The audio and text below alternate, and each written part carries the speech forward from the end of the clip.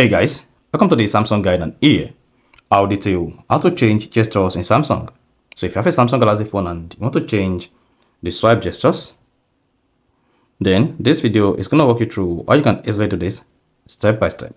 So if at the end of this you found this helpful and informative, please don't forget to like and then subscribe.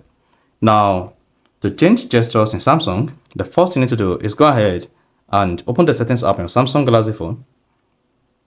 Now, once you open the settings app, scroll down until you get to display and then select it. Now, once you've selected display, you want to scroll down the page until you get to navigation bar, then click on it.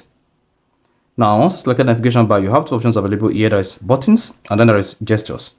Then to change gestures, just come here and click on buttons. Now, if you have the gesture changed on the menu, so instead of you swiping up like this, you can now use the home button, the menu button, and then the back button like this. Then you can also change the back button position on the buttons by clicking on more options, then change the button order. Then you have the recent tab like this. You have the back button here, and now you have the home button here. So that is basically how to change gestures in Samsung. So if you found this helpful and informative, please don't forget to like and then subscribe.